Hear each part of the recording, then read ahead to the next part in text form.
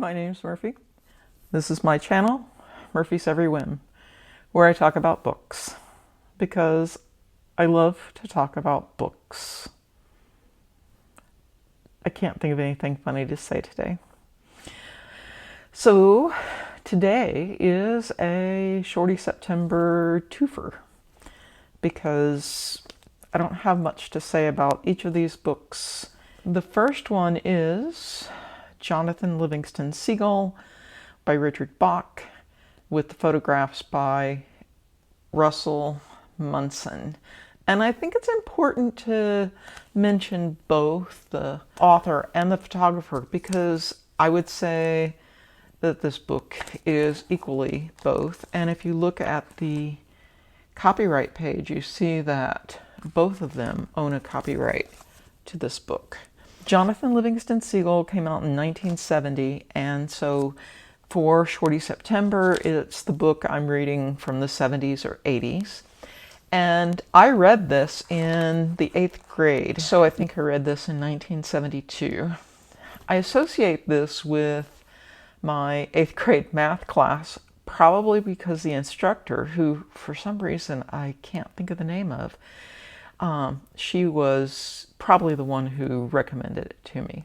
And I also know that it was in my mother's used bookstore always. There was always a copy or two, because it was popular to buy this book. I sort of think of buying this book a lot like buying Griffith and Sabine when that came out. It was like this arty sort of book that everybody bought.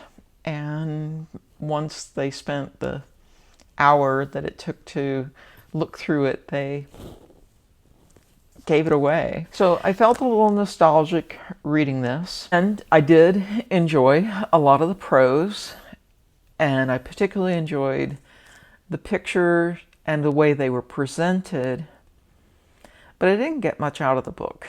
I don't remember getting much out of the book when I was 14 either, other than the story of a seagull, Jonathan Livingston Seagull, who isn't like the other seagulls. He relishes flying, learning about flying, studying his flight, thinking about it, instead of the search for food.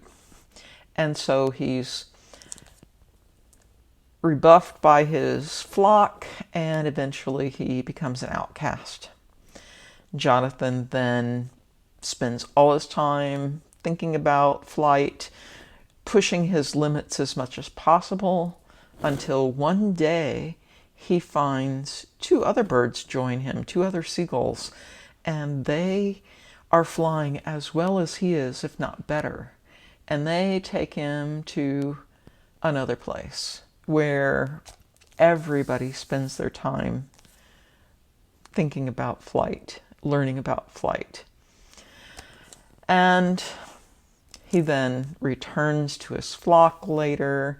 He teaches some other outcasts. They think he's the son of the great gull. He teaches love above all else. And then he goes away again, and his followers carry his story on. If that sounds really familiar, as basically the story of Christ. Some people call it an allegory, but in an allegory, the meaning is hidden. And I think this meaning is overt, obvious, not hidden at all. But then, you know, it's been 50 years, excuse me, almost made myself 10 years older than I am. It's been 50 years since I read this the first time. And I've read a lot more since then. So I think this book might be inspirational for some. It is lovely, but the 50 minutes that I spent on it were spent mostly being nostalgic.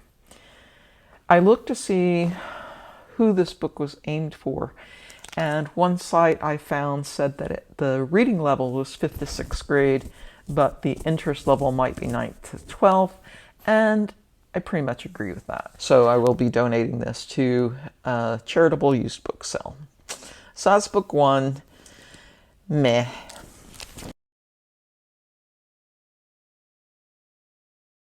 Book two is another one of the 87th Precinct books by Ed McBain, and this was a fun read. In this book, we spend a lot of time with Corella and Hawes, Cotton Hawes, and we spend a lot of time at the precinct itself. The scene on the cover makes this seem like it's going to be this, whatever, lascivious story. And the woman on the cover is Blanche, and the detective in the background is Corella. There's a policeman hanging his head out the window. I don't remember his name. There are gargoyles. There's a woman in a sheer nightgown threatening to commit suicide. And this cover looks exactly like what you'd expect the scene to look like based on the description in the book. But this scene happens, in the first chapter, and then it's over. But the idea of this possible suicide haunts Corella throughout the book. The story, though, the main crime that they're trying to solve is another possible suicide, possible homicide. A man is blown up when he rings the doorbell of an apartment because in the apartment the natural gas is built up to the point that the spark of the doorbell blew up the kitchen. In the bedroom, they find a man and a woman in just their underpants, lying on bed. The room looks, like a room where two people have taken their clothes off to possibly have sex. Their clothes are on their chairs. There's a suicide note been typed out with misspellings, and it's lying under the man's wristwatch on the dresser. Basic room that looks like two people have had a suicide pact, and they committed suicide by letting the apartment fill up with natural gas so they would be suffocated. Corella and Hawes think there's something a little hinky about the scene. They're not quite sure, and that's what they spend their time on for the most part in this book.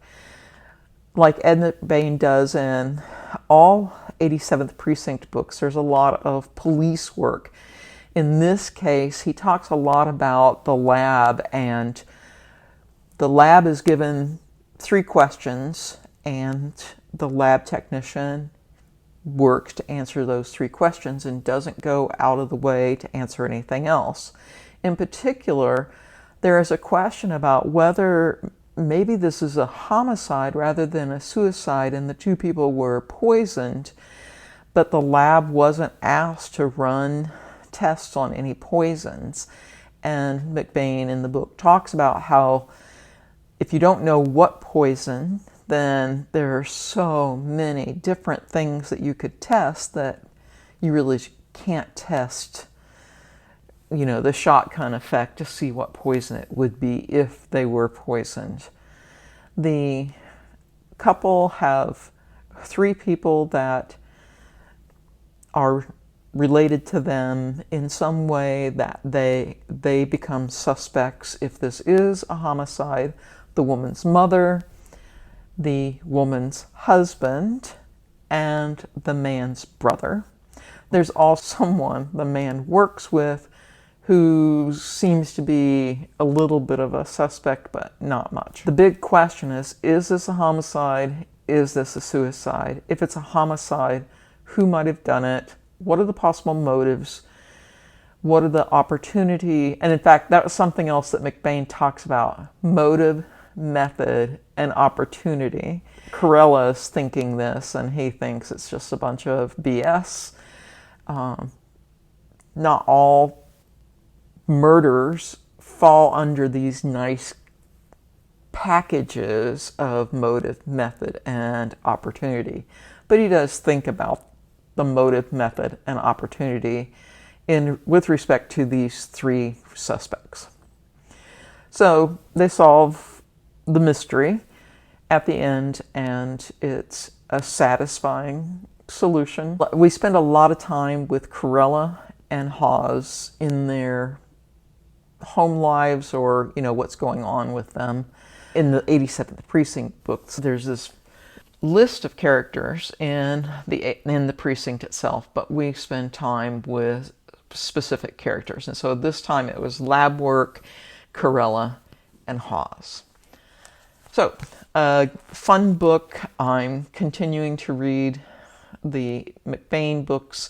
This is for Shorty September, in particular, a mystery. But I have other McBain books that I will read later. So those are two books that I read for Shorty September. And by the way, this was published in 1962. Another Time, Another Woman, which I just finished, was published in 1963 and set in 1961. So again, about that time when I was young, my parents were young people who are about the same age as the people of this book. And so what their life is like, this helped me think about what was going on in their lives at that time. All right, that's all I have.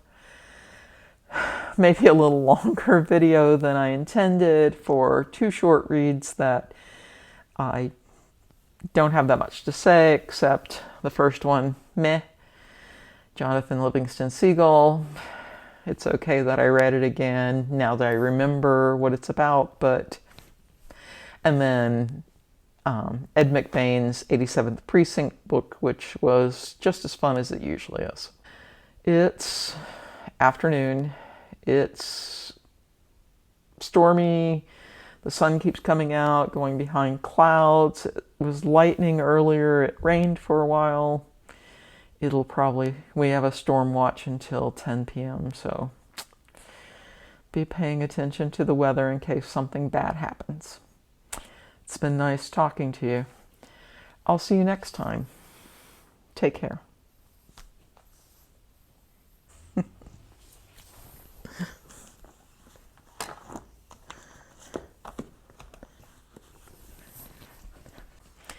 The first one is